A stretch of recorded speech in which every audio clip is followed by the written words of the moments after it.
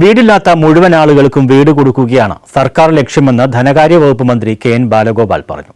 കുലശേഖരപുരം ഗ്രാമപഞ്ചായത്തിൽ 423 വീടുകളുടെ പൂർത്തീകരണ പ്രഖ്യാപനവും താക്കോൽദാനവും ഗുണഭോക്തൃ സംഗമ ഉദ്ഘാടനവും നിർവഹിക്കുകയായിരുന്നു മന്ത്രി. കേരളത്തിലാകെ 5.25 ലക്ഷത്തോളം വീടുകൾ നൽകാനാണ് ആദ്യത്തെ രജിസ്ട്രേഷൻ വന്നത്. 4.5 ലക്ഷത്തോളം വീടുകളുടെ നിർമ്മാണം പൂർത്തീകരണത്തിലേക്ക് എത്തി. ഇനിയും കുറച്ച് വീടുകൾ കൂടി കൊടുക്കാനുണ്ട്. ഓരോ ദിവസവും വീടുകൾ പൂർത്തീകരിച്ചുകൊണ്ടിരിക്കുന്നു. ഇത്തരമൊരു ഭവന പദ്ധതി കേരളത്തിലല്ലാതെ മറ്റൊരിടത്തും ഉണ്ടാകില്ല. വീട് മാത്രമല്ല, കുട്ടികൾക്ക് പഠിക്കാൻ എല്ലാ അടിസ്ഥാന സൗകര്യങ്ങളും ഒരുക്കി നൽകി. നല്ല ആശുപത്രികളും നല്ല റോഡുകളും ജോലി കിട്ടാനുള്ള ഒട്ടേറെ ഫാക്ടറികളുമെല്ലാം സാധ്യമാക്കിയതായും മന്ത്രി പറഞ്ഞു.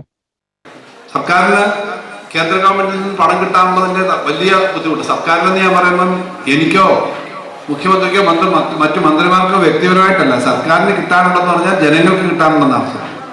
ഈ പണം കിട്ടുന്നത് ജനങ്ങൾക്കാണ്. ഇപ്പൊ നമ്മുടെ ചികിത്സാ പദ്ധതിക്ക് അനുസരിച്ച് കാരുണ്യ പദ്ധതിയിൽ ഒരു വർഷം ബഡ്ജറ്റ് 700 കോടി രൂപ ഏറ്റവും സാധാരണക്കാരായ ആളുകൾക്ക് ചികിത്സാ ഇൻഷുറൻസിന് വേണ്ടി മാറ്റിവെക്കുന്നുണ്ട്. പുത്തൻതെരുവിൽ നടന്ന ചടങ്ങിൽ CR മഹേഷ് MLA അധ്യക്ഷത വഹിച്ചു. പഞ്ചായത്ത് പ്രസിഡന്റ് മിനിമോൾ നിസാം സ്വാഗതം പറഞ്ഞു.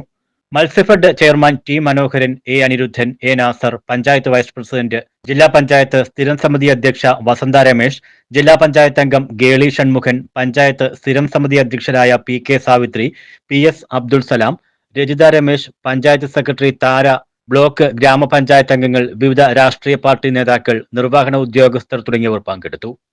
News bureau, Karunagappally.